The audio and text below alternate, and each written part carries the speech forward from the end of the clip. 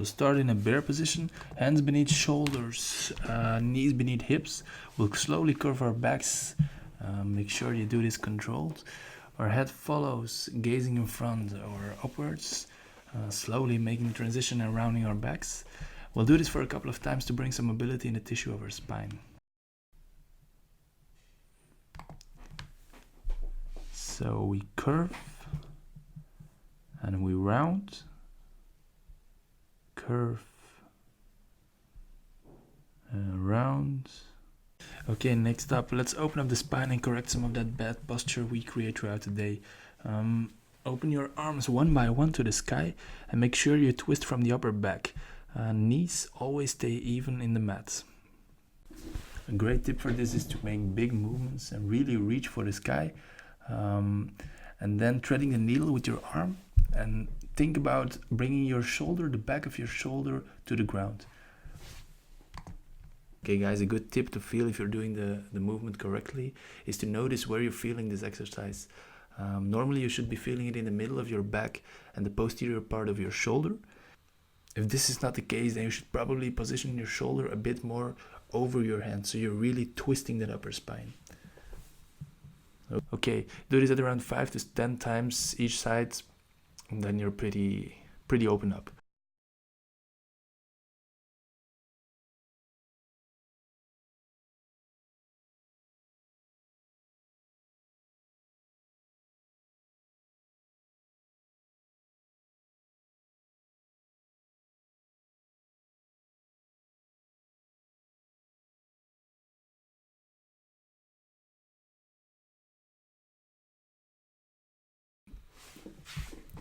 Let's open up that entire back now. Place your hands at around shoulder width apart in front of you, and then press your butt to the back, so you get a nice stretch in your entire back. Focus on moving your chest to the ground and really extending that shoulder girdle.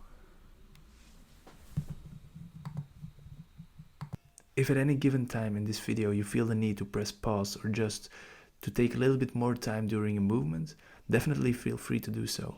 For me, it's way more important that you pursue quality movement and that you really get deep in the postures rather than just going really fast and rushing through the movements. So take your time, relax, and pursue quality movements. Okay, next up, let's open up the side of our body. Start with your right hand really moving towards the ceiling, making length, so really facing your hand up. First making length, then going to the side, so length, side.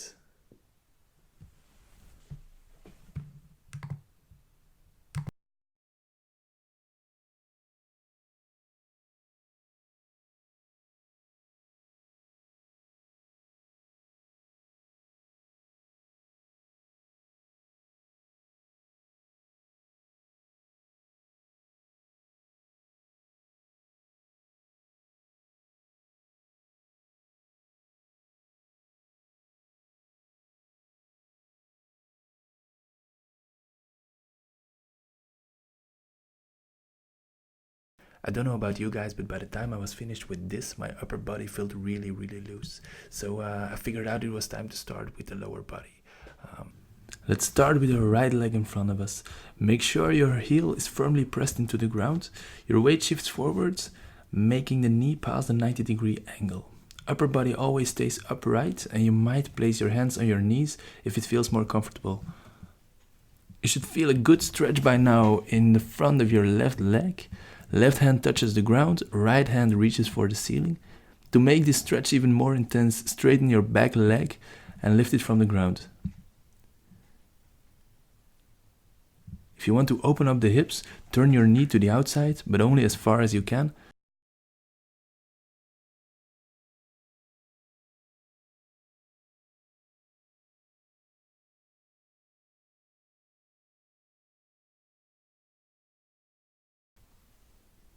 Once you've done this a couple of times, guys, feel free to repeat it on the other side.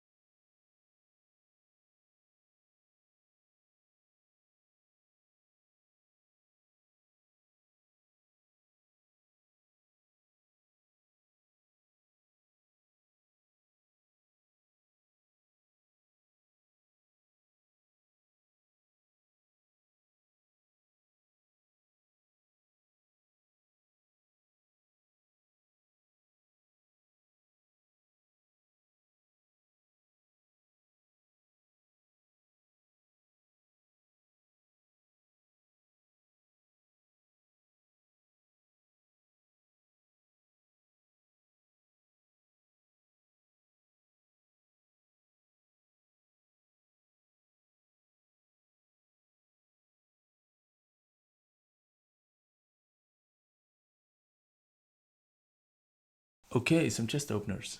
Lie down facing the mat and start by making a 90-degree angle with your forearm. This will be your arm position.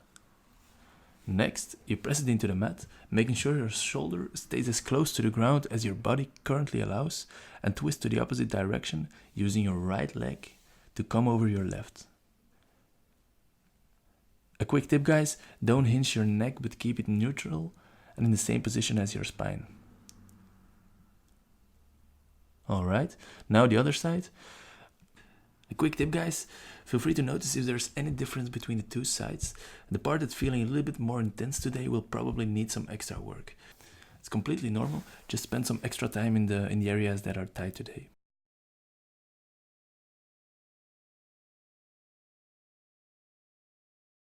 "1990 hip position. Create 2 degrees, 290-degree angle with your knees and make sure you're sitting up straight. This exercise will open up your hips some more. Okay, once you're in position, try to mirror the position to the other side. By the way, guys, this is a great test of your hip mobility to feel if your hips are a little bit tight today. As you mirror positions, you always want to start with the outside leg.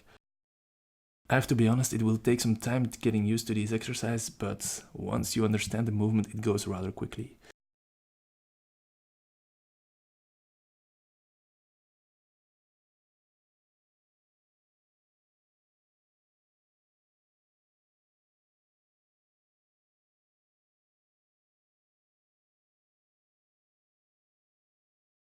Since we're talking about reversing all the tight muscles from sitting all day, this one is a good one too. It works on the internal rotation of your hips. You start by making a V shape with your upper and lower body. Position your feet a bit wider than shoulder width apart. Arms rest behind the back. And slowly start moving your knees one by one to the ground.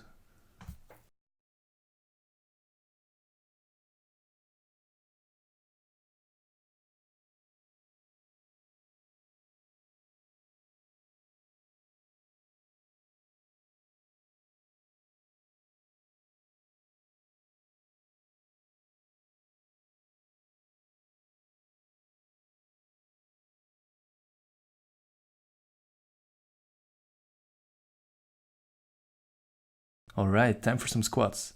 This is by far, guys, my favorite test for hip and ankle mobility. No need to make this super complex, just position yourself in front of a wall, focus on pushing your butt to the wall and lowering it to the ground, making sure your weight is always on the heels and never on the toes.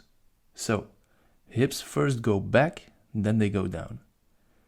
If you feel you cannot drop as low as I demonstrate on the video, no worries. Start where you are today, and over time your tissue and joints will probably start to open up more and more as the days go by.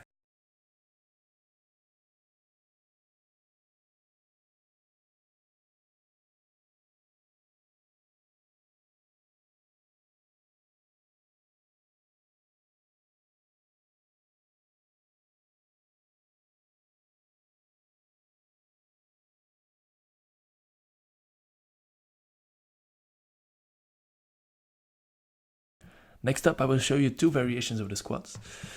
First up is the dragon squat variation. It has the same starting point as the normal squat. Just choose a leg. This leg goes behind and to the side. A good tip is to focus on bringing the knee as close to the ground as possible. This will open up the side of your hip muscles. If you combine this with keeping your arms straight and your gaze to the front, it will prevent you from collapsing into the movement. You can do this a couple of times. A second variation of the squat is the side or the lateral squat. The toes face forward or slightly open. Left knee comes up. A big sidewards motion and you land on the ground.